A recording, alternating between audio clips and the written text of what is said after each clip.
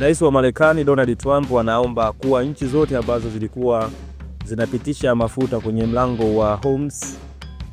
ziweze kushiriki kuhakikisha kuwa mlango huu unaweza kufunguliwa baada ya Iran kuweza kuufunga toka mashambulizi ambayo yalifanywa na Marekani pamoja na Israeli ambayo yalishambulia Iran.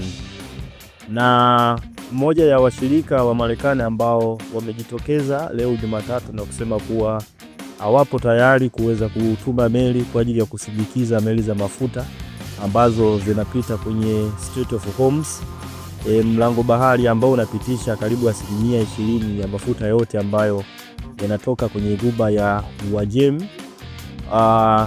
Japani imesema kuwa haiko tayari kuweza kutuma meli kwa ajili ya kuweza kusindikiza meli ambazo zinapita kwenye Strait of Hormuz, lakini pia Australia na wao wameonyesha kutokuwa tayari kuunga mkono hiki kitu ambacho Donald Trump alikuwa amekisema. Lakini pamoja na nchi hizi ambazo zinapitisha mafuta kwenye Strait of Hormuz, China ni mojawapo ya nchi ambazo zilitajwa na Donald Trump wakisema kuwa China inatakiwa isaidie katika juhudi za kuweza kufungua Strait of Hormuz, na akasema kuwa ikiwa China haitasaidia kuweza kufungua Strait of Hormuz, basi ile ziara ambayo Donald Trump alikuwa amepanga kufanya China mwishoni mwa mwezi huu Machi inaweza ikachelewa. Alikuwa amepanga kusafiri au kuna safari ambayo Donald Trump atakuwa kwenda China kwa ajili ya mazungumzo ya kibiashara pamoja na rais wa China Xi Jinping. Na sasa hiki Donald Trump ambacho anakiomba manake ni kitu ambacho kinaenda kinyume na yale majigambo yake ambayo anajigamba kuwa jeshi la Iran limeweza kuteketezwa kwa 100% na halina uwezo kabisa wa kufanya mashambulizi. Sasa kwa akili ya kawaida manake unakuja kugundua kuwa ile siji tuseme na kujifurahisha au tu ni ile bado yani anakuwa anasema maneno fulani hivi ya ushindi ili mradi tu aweze kumaintain ile status yake ambayo anayo, ile superpower yake, japokuwa uhalisia inakuwa haipo hivyo. Kwa sababu ukiangalia hiki anachokisema kuwa nchi ambazo zinapitisha mafuta kwenye ambazo zinapitisha mafuta kwenye Strait of Hormuz ziweze kushiriki, na hapo nasema kwamba jeshi la Iran halina uwezo, inakuwa ni kinyume. Kwa sababu kama jeshi la Iran lilikuwa halina uwezo manake hakuna haja, ni kitu ambacho jeshi la Marekani lingeweza kumaliza hii changamoto au huu mlango kuweza kufungwa, manake Marekani au jeshi la Marekani lingeweza kusimamia na kuhakikisha paka sasa hivi Strait of Hormuz iwe imeshafunguliwa, lakini hatuoni hicho kitu kikifanyika. Lakini pia bado tunaona Iran inaendelea kufanya mashambulizi, na huku Donald Trump anasema 100% manake jeshi la Iran limeweza kupoteza uwezo wake. Kwa hiyo uhalisia ni kwamba mambo bado ni magumu, na ukiangalia kwa namna moja ama nyingine unaweza ukaona kuwa Marekani ni kama vile ndo anayeteseka, kwa sababu matarajio yake manake yaliyokuwepo nayo sasa hivi yameshapotea, na anachokifanya sasa hivi ni kuweza ni kutapatapa kuangalia namna ambayo anaweza akajitoa kwenye hii vita, huku akiwa bado ana maintain ile status yake ya kuwa taifa lenye nguvu duniani. Lakini pia moja ya condition ambayo Iran imeweza kutoa kwa meli ambazo zitaweza kupita kwenye Strait of Hormuz ni kuwa mafuta ambayo yatakuwa yanasafirishwa ni lazima yao yamefanywa manunuzi kwa kutumia sarafu ya yuan, sarafu ya China, kitu ambacho kinaenda kuharibu ule mfumo wa petrodola, ikiwa ni kweli kwamba itaweza kufanyika hivyo, japo sio swala au sio jambo la siku moja, inaweza kuchukua muda mrefu, kwa sababu kuna vitu vingi ambavyo au biashara nyingi za kimataifa ambazo zinatumia dola kwa ajili ya kuendesha au kujiendesha. Lakini ukiangalia petrodola toka Marekani pamoja na Saudi Arabia walivyoweza kuingia mkataba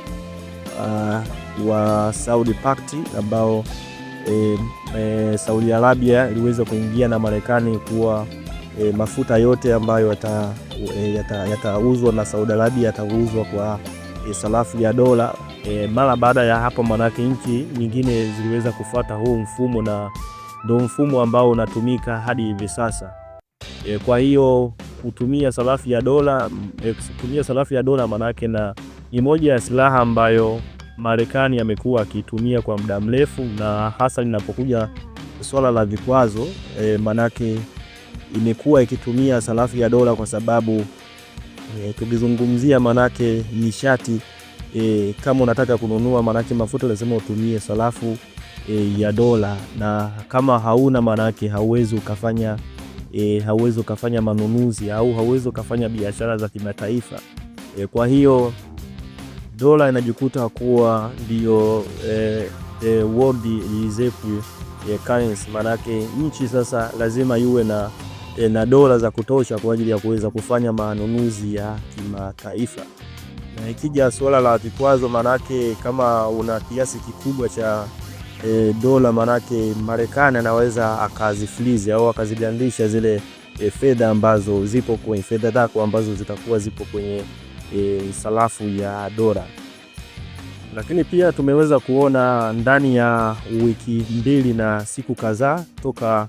vita hii ianze, tumeona pia Donald Trump ameweza kuruhusu nchi kama India ziweze kununua mafuta kutoka Urusi kwa ajili ya angalau kuweza kubalance soko la mafuta duniani. Kwa hiyo wakati Marekani inatumia dola kama silaha yake ya kiuchumi, Irani pia inatumia njia za biashara za kimataifa, trade routes, mfano kama Strait of Hormuz. Maanake ni moja ya njia ambayo imeleta mtikisiko wa bei ya mafuta duniani, kwa sababu karibu 20% ambayo inatoka ya mafuta yote ambayo yanazalishwa duniani, maana yake yanapita kwenye hii sehemu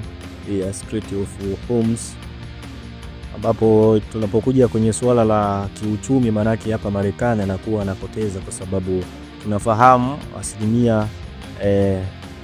kubwa ya mafuta ambayo Marekani pia inanunua yanatoka Mashariki ya Kati. Kwa kitendo cha Irani kuweza kufunga huu mlango, manake inakuwa ni hasara uchumi kwa upande wa Marekani. Na meli ambazo zinapita hapa manake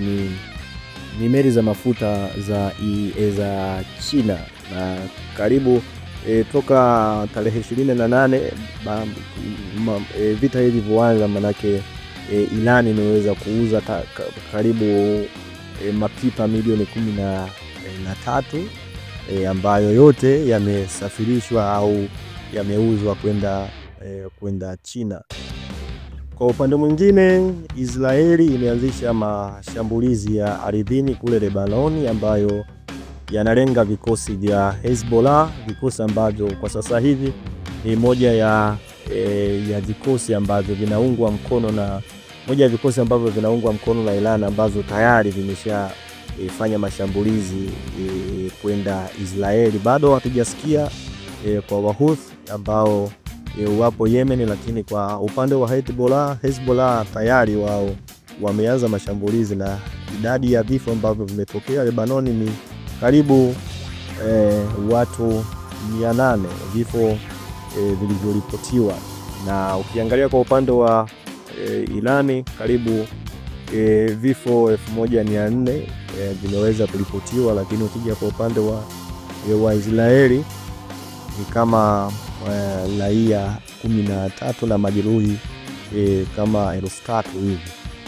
Na unaweza ukashangaa idadi ya vifo ambavyo vimetokea ndani ya Israeli kuwa ni ndogo kulinganisha na Irani. Kwanza tunafahamu Israeli ni moja ya nchi ambayo inadhibiti kwa kiasi kikubwa au kwa kiwango kikubwa taarifa ambazo zinakuwa zinatoka, na ndio maana ukiangalia namba ya watu ambao wamekufa hapa maanake ni ndogo kulinganisha na Irani. Japo Israeli ilivyojipanga na yale makazi ambayo yapo chini ya ardhi inaweza kawa ni sababu mojawapo ya kupunguza vifo, lakini kwa hii namba mara nyingi imekuwa ikitia wasiwasi kwamba idadi ni ndogo ukiangalia wastani wa majeruhi na watu waliokufa na kuwa ni vitu ambavyo vinakuwa vinatia mashaka. Kwa hiyo vita bado inaendelea na leo ni siku ya 16. Mwaka jana ilikuwa ni vita ya siku 12 na tutegemee vita ichukue muda mrefu, kwa sababu Irani wao walishasema kuwa aliyekuwa na jukumu la kuanzisha vita ni Donald Trump, lakini swala la kumaliza vita ilikuwa mikononi mwa Irani. Na ndio maana sasa hivi Donald Trump kwa namna moja ama nyingine mara aseme Irani wameomba mazungumzo